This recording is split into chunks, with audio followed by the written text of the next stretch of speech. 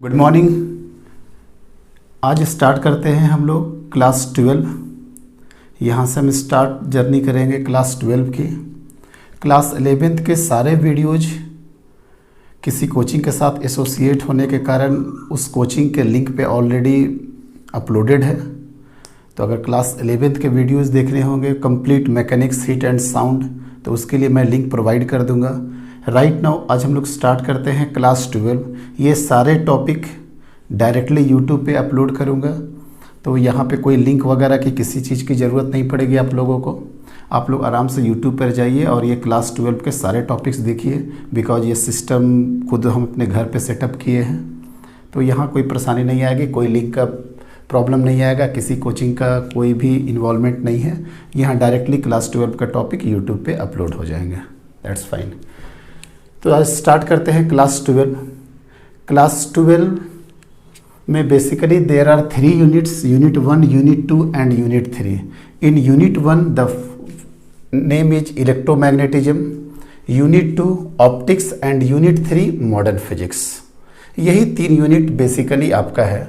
अलग अलग टीचर अलग अलग यूनिट में डिवाइड करके करते हैं। कई लोग एनसीईआरटी बुक 1 बुक 2 के अकॉर्डिंगली सेटअप करते हैं। हमने 3 यूनिट में इसको डिवाइड कर दिया है, unit 1, unit 2 and unit 3। The very first part is electromagnetism. Electromagnetism is divided into 2 parts. The first one is electrostatics and the second one is electrodynamics.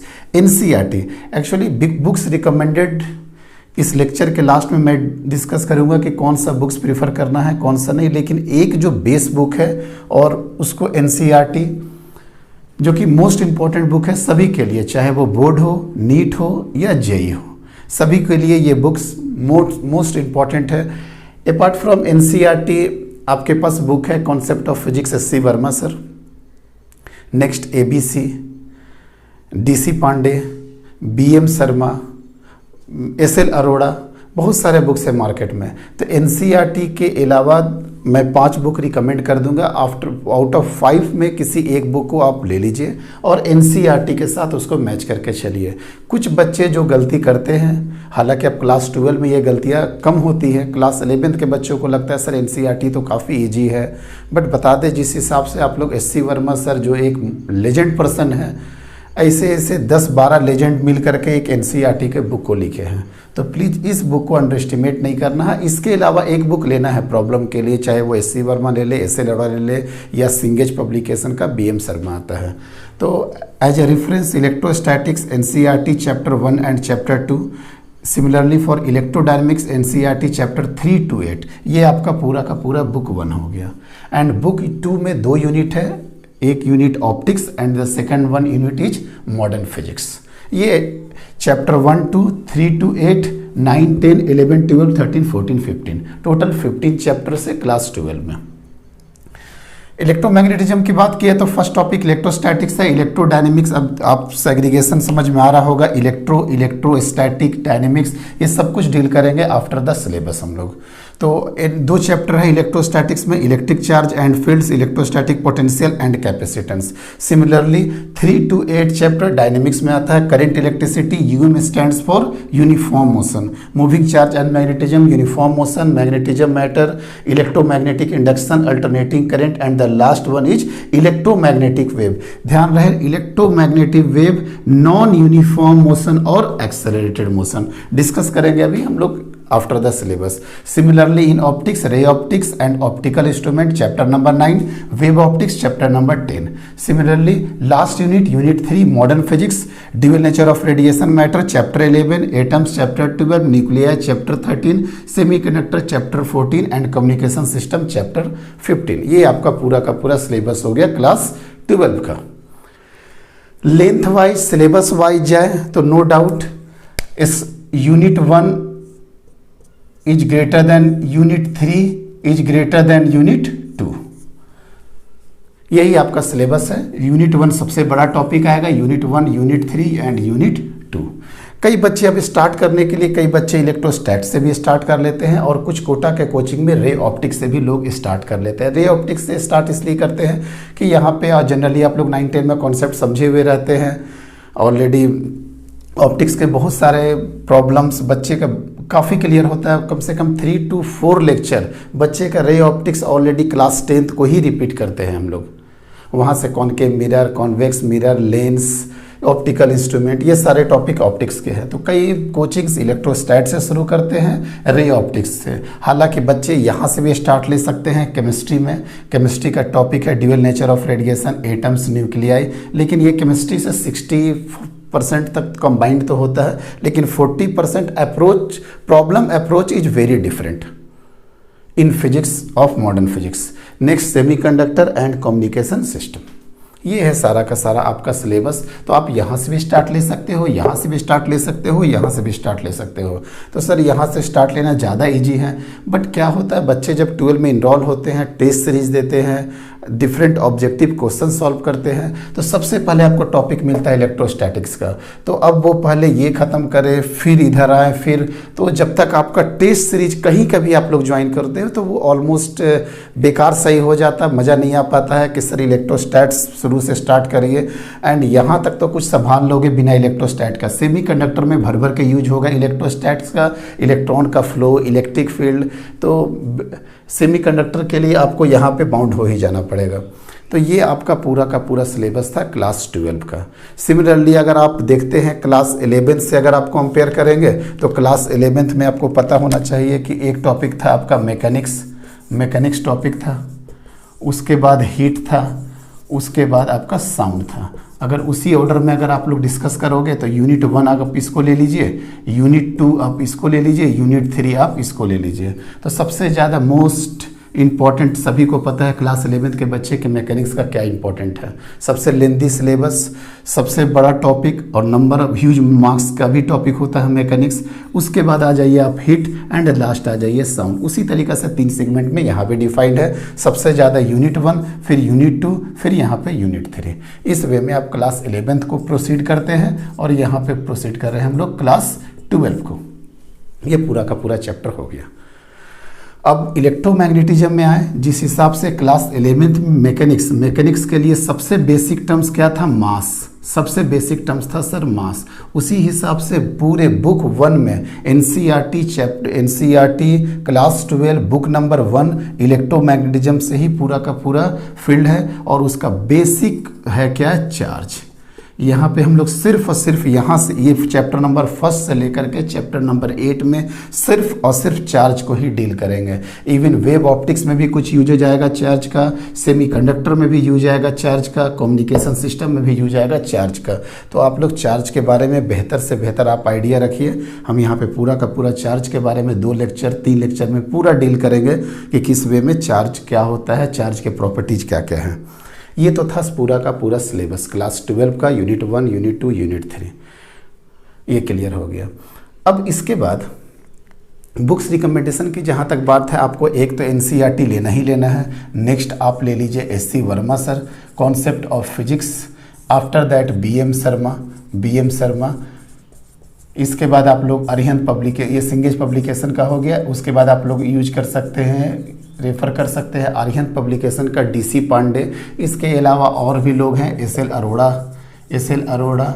इसके बाद आपका एबीसी आता है। तो बहुत सारे बुक्स आप एनसीईआरटी एक लेकर, एनसीईआरटी तो परचेज करना ही करना है। एनसीईआरटी के अलावा किसी भी एक को आप बुक बना लीजिए जिससे आप प्रॉब्लम सॉल्व कर सके। हम जो थ्योरी देंगे ऑलमोस्ट मान के चलिए 90 to 95% किसी भी आप एक बुक को उठा लीजिए, वहाँ पे कहीं ना कहीं आप 90 to 95% प्रॉब्लम सॉल्व कर लीजिएगा। लेकिन पूरा लेक्चर देखने के बाद सारे सॉल्व एग्जाम्पल जितने कराएंगे उनको प्रैक्टिस करने के बाद ही इस किसी भी एक बुक को टच करिएगा। एनसीईआरटी तो हम यहाँ पूरा का पूरा लेकर के चलेंगे।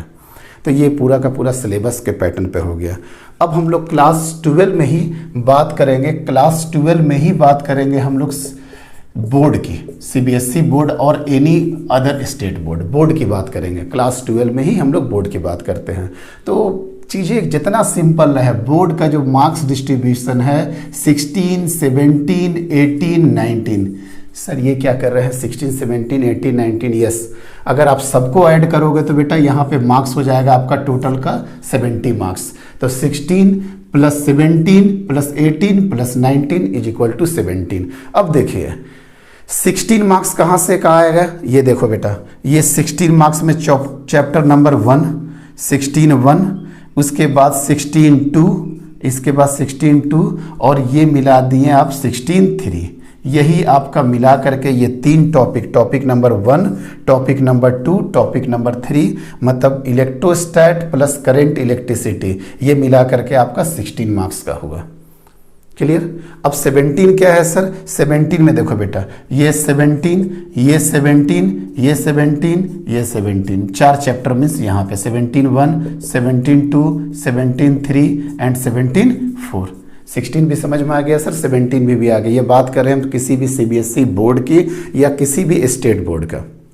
सीबीएसई ले लो, किसी भी बोर्ड को ले लो, तो 16(1), 16(2), 16(3) सर क्लियर। 17(1), 2, 3, 4। अब आ जाइए सर 18 में। 18 में कुछ नहीं करना, एक छोटा सा टॉपिक है 18(1) और पूरा का पूरा ऑप्टिक्स 18(2), 18(2) और ये हो गया बेटा आपका 18(3).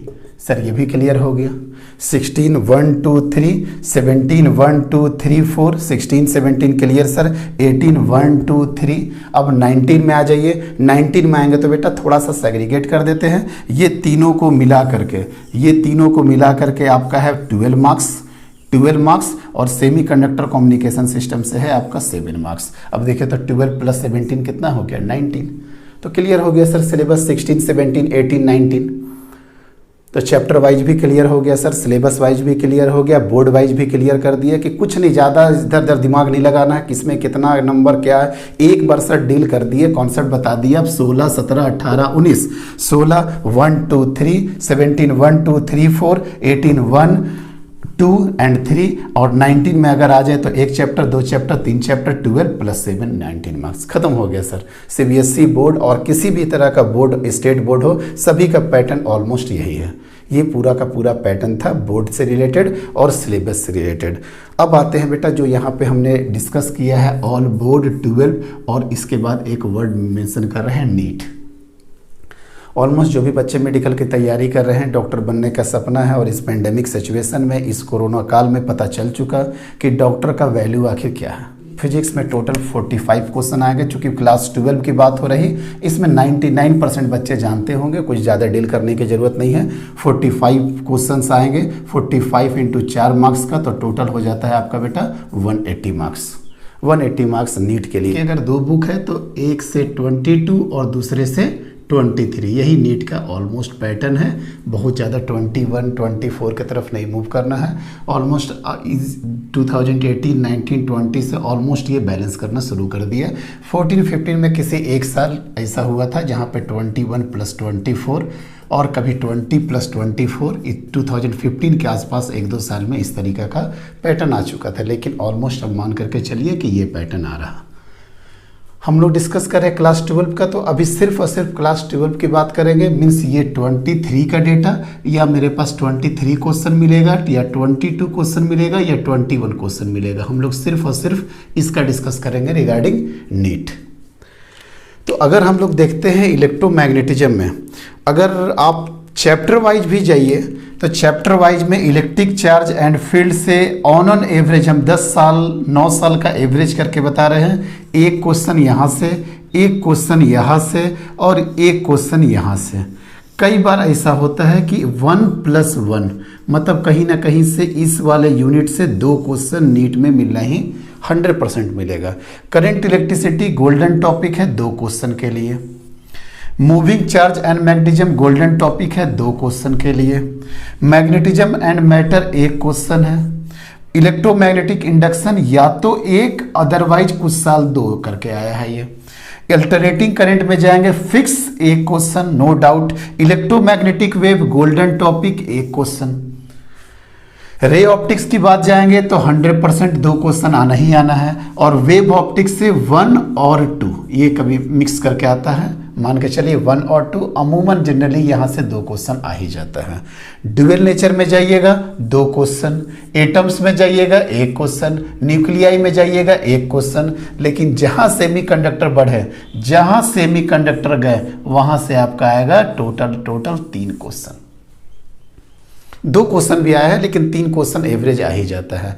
ये पूरा का पूरा चैप्टर वाइज आपको हम 10 ईयर्स का एवरेज करके बता दिए। 10 ईयर्स का एवरेज परसेंटेज वाइज भी अगर आप जाना चाहते हैं तो मान के चलिए, अगर परसेंटेज वाइज अगर बोलिए कि सर डील कर दीजिए, तो ये वाले टॉपिक से बेटा 8 to 10%, ये पूरा का पूरा एवब टॉपिक से 8 to 10%। Current electricity most important जो कि 20 to 23% या कई बार ये 22 to 25%, इस हिसाब से ये परसेंटेज चला जाता है। यूनिक टॉपिक करंट इलेक्ट्रिसिटी, इसलिए आप इसको ज़रूर पूरी तरीक़े से क्लियर करके जाना है करंट इलेक्ट्रिसिटी। इसी तरीक़े से जाएंगे मूविंग चार्ज एंड मैग्नेटिज्म में, तो यहाँ से आपका आ जाता है आप टोटल 8 to 10% के आसपास, 8 to 10% के आसपास आ जाता है। इलेक्ट्रोमैग्नेटिक मूविंग एंड मैटर, ये सब मिला करके हम बात कर रहे हैं 8 to 10%। इलेक्ट्रोमैग्नेटिक इंडक्शन की बात करेंगे, इलेक्ट्रोमैग्नेटिक इंडक्शन में आ जाएगा कम से कम आपका 5% आ जाएगा इलेक्ट्रोमैग्नेटिक इंडक्शन में। इसी हिसाब से परसेंटेज के फॉर्म में भी जा सकते हैं हम लोग कि इस 8 to 10% ये मिला करके 5%, यहाँ से तो एक क्वेश्चन हमेशा आता ही है। अच्छा, ऑप्टिक्स एक इम्पॉर्टेंट टॉपिक है जहाँ से 16% आता है, 16% के आसपास ऑप्टिक्स कवर कर जाएगा आपका। और सबसे मोस्ट इम्पॉर्टेंट, फिर से वही बात, मॉडर्न फिजिक्स एक नीट के लिए, अगर गवर्नमेंट जॉब, अगर गवर्नमेंट मेडिकल कॉलेज अगर आपको पकड़ना है तो मान के चलिए क्लास 12 में मॉडर्न फिजिक्स आपका की रोल प्ले करेगा। तो मॉडर्न फिजिक्स मोस्ट इम्पॉर्टेंट है। यहाँ से आपका ये तीनों टॉपिक से मिला करके ऑलमोस्ट 24% के आसपास आ जाता है, 24%। और अकेला सेमीकंडक्टर आपको देगा 15%, अकेला सेमीकंडक्टर आपको देगा 15%। ये और थोड़ा सा हम कोशिश किए कि परसेंटेज के फॉर्म में आपको बता पाए। इलेक्ट्रोमैग्नेटिक वेव तो एक क्वेश्चन हमेशा फिक्स ही है, तो 5 से 10%, तो इसी हिसाब से एक परसेंटेज आता है 8 से 10%। ये कोई बस हम क्या किए कि नंबर ऑफ क्वेश्चन सारे 10 साल का जोड़ लिए, डिवाइड कर दिए 45 के हिसाब से, और उसको हम परसेंटेज के फॉर्म में निकाल लिए। बस आपका मोस्ट इंपॉर्टेंट ये रहेगा कि यहाँ से मान कर चलिए एक क्वेश्चन, इस हिसाब से जो क्वेश्चन वाइज बताए वो ज़्यादा मोस्ट इंपॉर्टेंट है। क्लास 12 फिक्स है कि या तो 21 क्वेश्चन, या तो 22 क्वेश्चन, या तो 23 क्वेश्चन। सर आप हमको और सिंपल करके बताइए, जस्ट लाइक जिसे बोर्ड में आपने बता दिया था 16, 17, 18, 19, सिंपल सा बात समझ में आ गया था सर 16, 17, 18, 19 का। बेटा तो आपको हम और एक सिंपल करके बताते हैं इसमें कि क्या है, किस हिसाब से आप क्लास 12 को और सिंपल तरीके से समझ सकते हैं। सिंपल तरीके से समझने का एक तरीका ये भी है कि सपोज मान के चल रहे हैं कि मेरा इस साल अपकमिंग ईयर में मान लेते हैं 22 क्वेश्चन आ रहा, तो सर आपने बताया था कि ये 50% का वेटेज रखता है, मतलब रिमेनिंग ये भी 50% का वेटेज रखेगा, दोनों 50-50%। 22 को सर अगर डिवाइड कर दे तो 11 नंबर इधर और 11 नंबर इधर।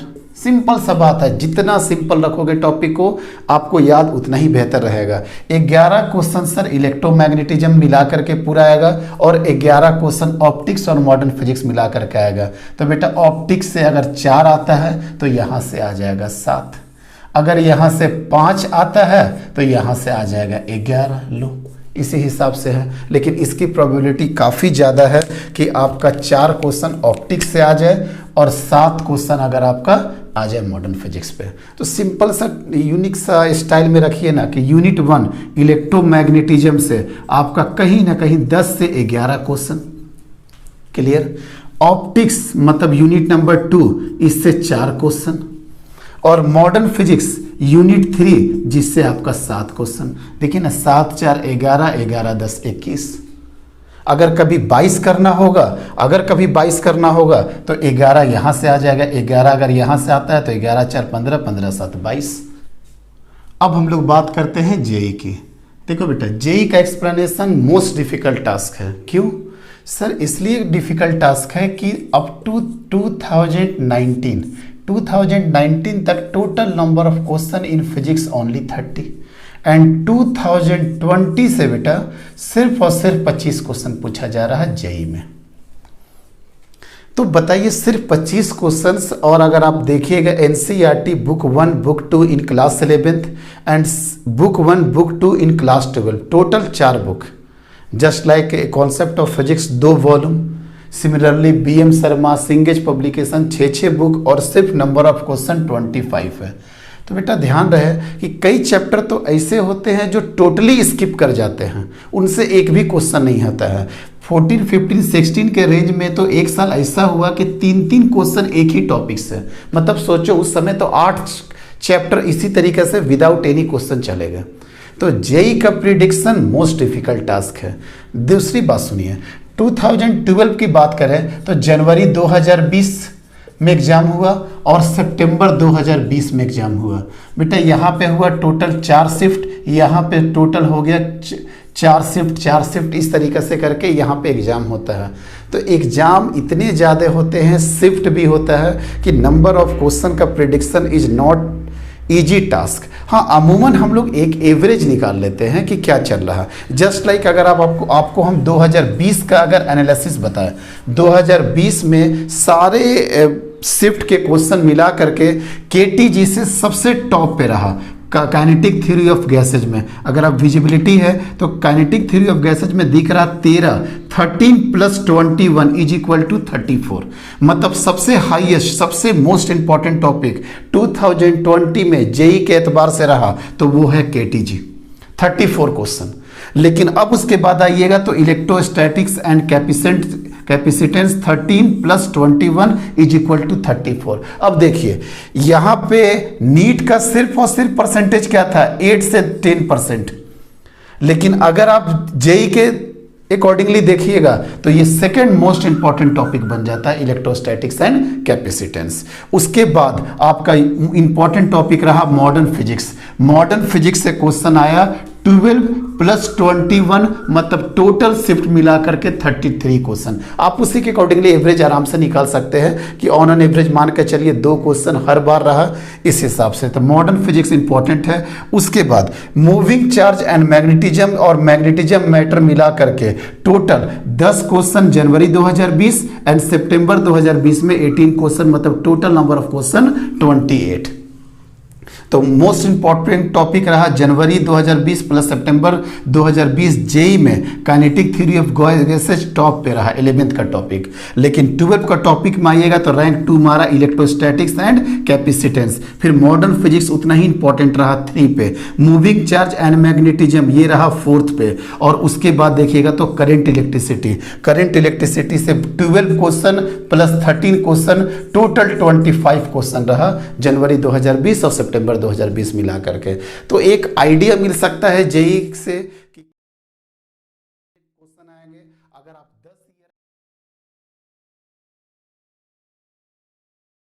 ईयर हम बताएं तो 10 ईयर्स में टोटल मॉडर्न फिजिक्स से क्वेश्चन पूछे गए हैं 80 क्वेश्चन पूछे गए हैं मॉडर्न फिजिक्स से सिर्फ और सिर्फ। इसके बाद अगर आप आइएगा तो 71 क्वेश्चन पूछे गए हैं 10 साल का एवरेज करंट इलेक्ट्रिसिटी से। मॉडर्न फिजिक्स सबसे टॉप पे रहा है। इवन जेई में 10 साल में टोटल नंबर ऑफ क्वेश्चंस 80 और उसी हिसाब से करंट इलेक्ट्रिसिटी में टोटल नंबर ऑफ क्वेश्चंस 70। ये जस्ट हम लोग इससे आपका एक एवरेज निकाल सकते हैं कि कितने बार एग्जाम हुआ, क्या हुआ, कितना एवरेज आया, कि 2 से 3 कम से कम यहाँ से एवरेज मिल जाता है क्वेश्चन। करंट इलेक्ट्रिसिटी से तो 100% श्योर है। और मोस्ट इजी क्वेश्चन मिलता है 1 से 2 क्वेश्चन आपका करंट इलेक्ट्रिसिटी से मिल जाता है। इलेक्ट्रोस्टैटिक्स एंड कैपेसिटेंस मिलाकर के 2 या कई बार तो 3 क्वेश्चन मिल जाता है। लेकिन ध्यान रहे कि यहाँ पे 3 क्वेश्चन मीन्स बहुत बड़ी बात है कि अगर 25 क्वेश्चंस में ही 3 क्वेश्चन अगर इलेक्ट्रोस्टैट से आ जाता है, अगर 2 या 3 क्वेश्चन मॉडर्न फिजिक्स से आ जाता है, तो थोड़ा प्रिडिक्शन करना जेई के अकॉर्डिंगली थोड़ा डिफिकल्ट टास्क है। इसीलिए जेई में जितना पढ़ो सॉलिड पढ़ो,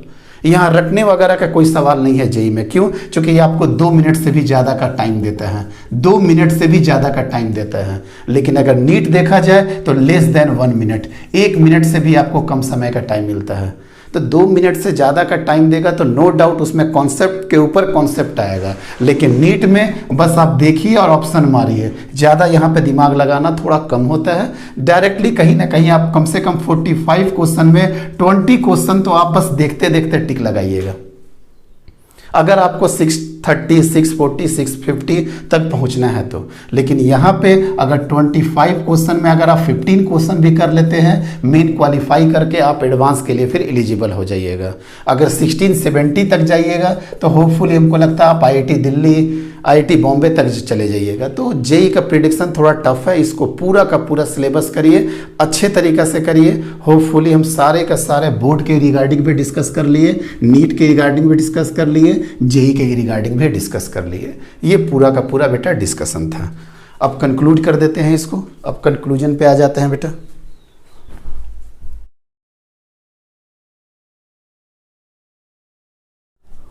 ओके माय डियर स्टूडेंट्स, तो अब हम कंक्लूड करते हैं अगर बोर्ड वाइज अगर करें, बस कंक्लूजन है ये, बोर्ड वाइज करें तो सर ये तीनों टॉपिक मिला करके 16 नंबर, और बोर्ड वाइज करें तो ये चारों टॉपिक मिला करके कितना बेटा 17 नंबर, ये टॉपिक मिला करके करें तो ये कितना मार्क्स सर 80 नंबर, 16, 17, 18, और ये वाला करें तो सर 90 नंबर, जिसमें 12 मार्क्स का ये होगा और 17 मार्क्स का आपका ये टॉपिक आ जाएगा।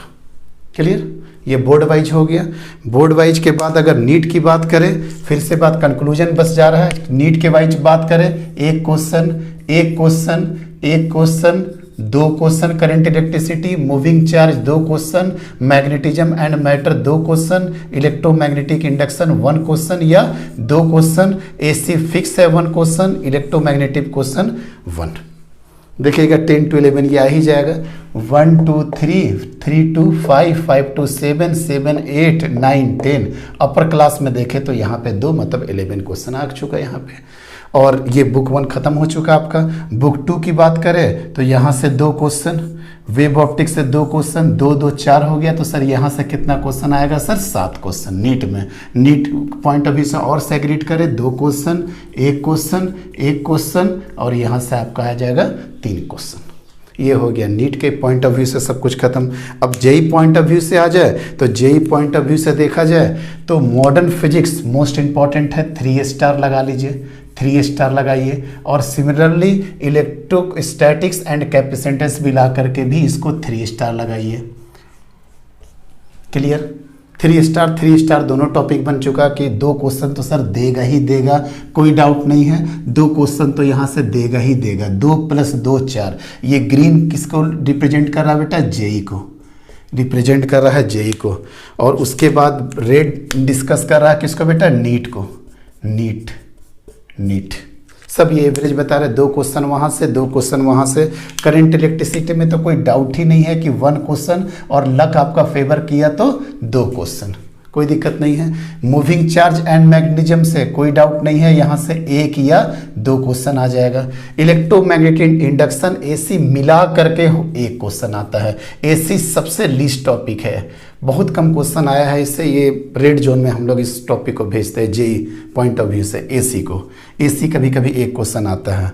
तो देखिए तो यहाँ से कितने क्वेश्चन हो गए, 2 2 4, 1 5, 1 6, 1 7। अब 7 में आ जाए तो यहाँ से भी 1 आ जाता है, 8 क्वेश्चन, 8 क्वेश्चन यहाँ से आ जाता है। और रे ऑप्टिक्स और वेव ऑप्टिक्स मिला करके कहीं ना कहीं 3 क्वेश्चन जेई का एवरेज रहा है, जेई का एवरेज रहा है। तो 3 या 4 इस तरीक़ा से करने पे अभी हम 25 के अकॉर्डिंगली आपको मेंशन किए। 25 के अकॉर्डिंगली देखिएगा तो 2 2 4, 1 5, 1 6, यहाँ से 1 ले लेते हैं 7, 1 8, 1 9 और 3 12, 12 क्वेश्चन। और मान के चलिए कि यहाँ पे 13 क्वेश्चन कहाँ से लेगा बेटा, वो क्लास 11।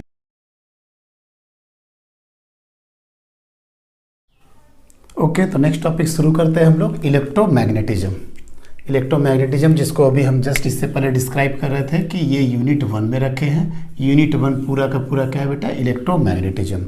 अब इलेक्ट्रोमैग्नेटिज्म को जस्ट इससे पहले भी डिवाइड किए थे 2 पार्ट्स में, इलेक्ट्रोस्टैटिक्स एंड इलेक्ट्रोडायनेमिक्स। अब कहीं ना कहीं यहाँ पे 3 टर्म्स आपको फ्रिक्वेंटली नजर आएगा, electro plus static plus dynamic. अभी हम सब पे डील करेंगे बेटा, electro plus static plus dynamic, इसी से सर ये तीन वर्ड से सर इलेक्ट्रोस्टैटिक्स भी बन गया है और इलेक्ट्रोडायनेमिक्स भी बन गया है। इलेक्ट्रोस्टैटिक्स क्या है बेटा? It is the branch of physics that deals with the static electric charge. ये स्टैटिक इलेक्ट्रिक चार्ज को डील करता है। It means that charge stationary होगा, यहाँ पे चार्ज एट रेस्ट। और ये भी डिफिनेशन सिर्फ और सिर्फ 95% करेक्ट है। 5% करेक्ट करने के लिए एक और डिफाइन हम करेंगे in the chapter of electrostatics में, जो कि नेक्स्ट लेक्चर है। तो इलेक्ट्रोस्टैटिक्स का सिलेबस देख लेते हैं बेटा। इलेक्ट्रोस्टैटिक्स में बेसिक ऑफ इलेक्ट्रिक चार्ज पढ़ेंगे एंड इट्स प्रॉपर्टीज। ये मोस्ट इंपॉर्टेंट टॉपिक रहेगा कि इलेक्ट्रिक चार्ज क्या है और इसके प्रॉपर्टीज क्या है। आफ्टर दैट्स हम लोग देखेंगे Coulomb's law, electric field lines, electric flux, electric dipole, ये सारा टॉपिक है इलेक्ट्रोस्टैटिक्स में। Second one most important Gauss's law and its application. And the last one is electrostatic potential energy, properties of conductor and capacitor. यही है बेटा पूरा का पूरा इलेक्ट्रोस्टैटिक्स का सिलेबस। और यहाँ से हम एनसीईआरटी पार्ट 1 का chapter number 1 and chapter number 2 finish कर देंगे। इट मीन्स दैट जो चैप्टर 1 एंड 2 में पढ़ना है सर, कहीं ना कहीं वो चार्ज किस कंडीशन में होगा बेटा? रेस्ट कंडीशन में होगा। चैप्टर 1 और 2 रेस्ट कंडीशन से हम लोग पूरा का पूरा डील कर देंगे। चार्ज एट रेस्ट या चार्ज स्टेशनरी 95% डिफिनेशन करेक्ट है, बट 5% कहीं ना कहीं एक वर्ड को और इंट्रोड्यूस करना पड़ता है। बिकॉज हम लोग जब इंडक्शन पढ़ेंगे या कंडक्टर की प्रॉपर्टी पढ़ेंगे, वहाँ पे चार्ज मूव भी करना शुरू हो जाता है। तो बच्चा उस समय पूछता है इंडक्शन में कि सर आपने तो बताया था कि इलेक्ट्रोस्टैटिक्स चार्ज स्टेशनरी है, बट चार्ज तो इस सरफेस से उस सरफेस चला जा रहा है। तो वहाँ पे हम 5% डिफिनेशन को करेक्ट कर देंगे। नेक्स्ट टॉपिक है electrodynamics. It is the branch of physics that deals with dynamic charges. Charge moving condition में होगा और चार्ज मोशन में होगा। Charge either in moving condition, और यहाँ पे हम अगर आपको डील कराएं और दो बातें आप समझते हो। स्टैटिक मीन्स क्या होता है बेटा? स्टैटिक मीन्स होता है रेस्ट। और डायनेमिक का मीन्स क्या समझते हो? डायनेमिक का मीन्स होता है सर मोशन। और मोशन भी दो तरह का होता है बेटा, एक यूनिफॉर्म मोशन और एक नॉन यूनिफॉर्म मोशन। ये काइनेमेटिक्स में पढ़ना है, चैप्टर 3 काइनेमेटिक्स में डील करते हैं हम लोग यूनिफॉर्म मोशन को, नॉन यूनिफॉर्म मोशन। जल्दी से आप लोग देख लीजिए यूनिफॉर्म मोशन क्या होता है sir. Uniform motion means velocity 2 metre per second at t is equal to 2 second. Velocity is equal to 2 metre per second at t is equal to 10 second.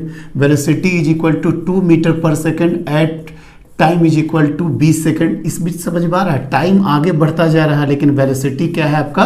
Constant है। उसी को क्या बोलते हैं हम लोग? Uniform motion means velocity is constant. अब देखिए बेटा ए बराबर क्या होता है? dv divided by dt। इसी को डिवाइड करिए तो v2 minus v1 divided by t2 minus t1। बताइए तो v1 और v2 एट डिफरेंट टाइम पे बराबर हो गया तो एक्सेलरेशन 0 हो गया कि नहीं? इसीलिए हम लोग uniform motion it means that velocity is equal constant and इसी को बोलते हैं बेटा एक्सेलरेटेड। यहाँ पे एक्सेलरेशन क्या होता है बेटा? 0 होता है। इसीलिए इसका नाम क्या है बेटा? Non accelerated motion. Means uniform motion को ही हम लोग क्या नाम देते हैं बेटा? Non accelerated motion. नॉन क्यों आ गया? बिकॉज एक्सेलरेशन क्या होगा सर? 0। कैसे होगा? v2 v1 बराबर, तो एक्सेलरेशन क्या हो जाएगा? 0। अब चार्ज तो मूविंग कंडीशन में है, अब डिवाइड कर देते हैं। आइदर चार्ज होगा या तो यूनिफॉर्म मोशन में होगा या तो नॉन यूनिफॉर्म मोशन में होगा। यूनिफॉर्म मोशन और ये non uniform motion. Uniform motion में जो हम लोग को डील करना है बेटा वो है करंट, इलेक्ट्रिसिटी। ठीक है sir. Moving charge and magnetism and matter, electromagnetic induction and alternating current.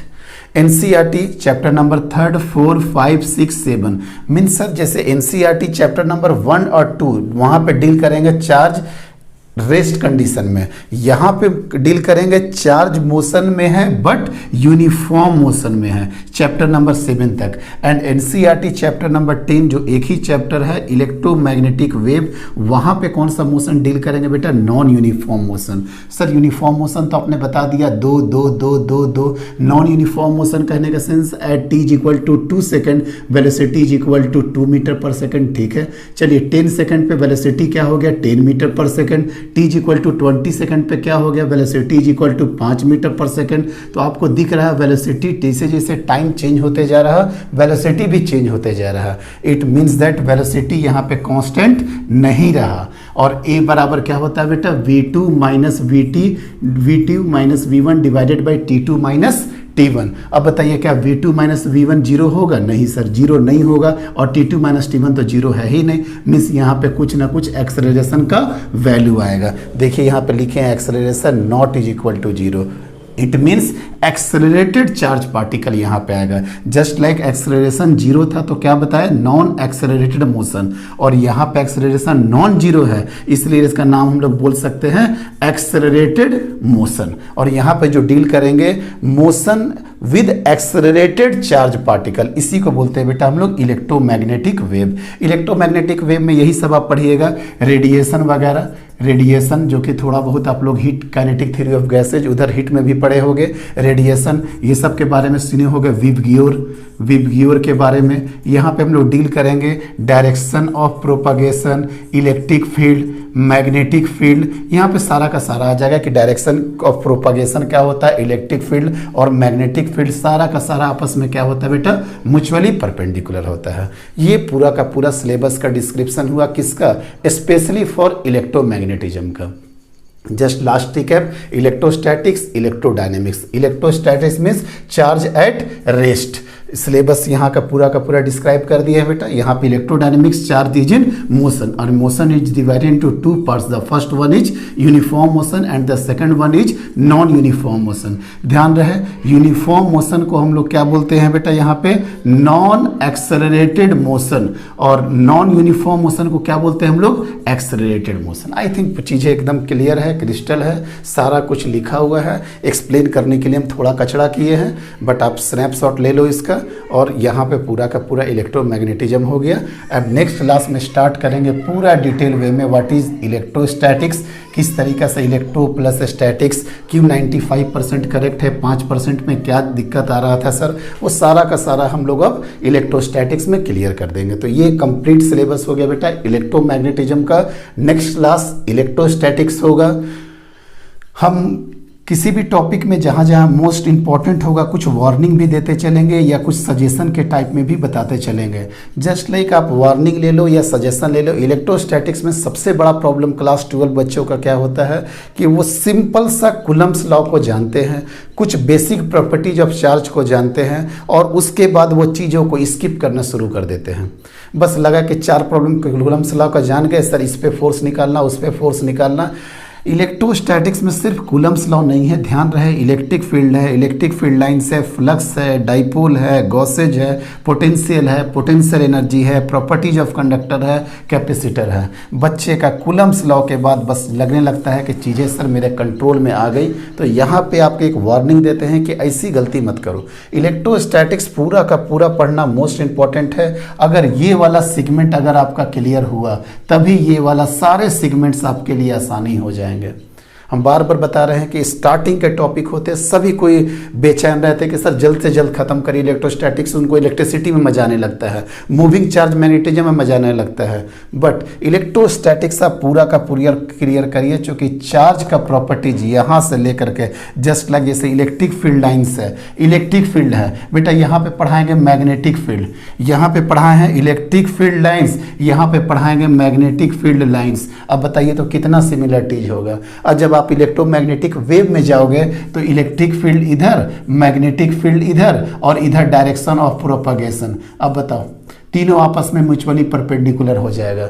तो ये segments NEET point of view से नो डाउट 2 to 3 क्वेश्चन देता है, बट क्लास 12 का कॉन्फिडेंस इसी टॉपिक से आता है।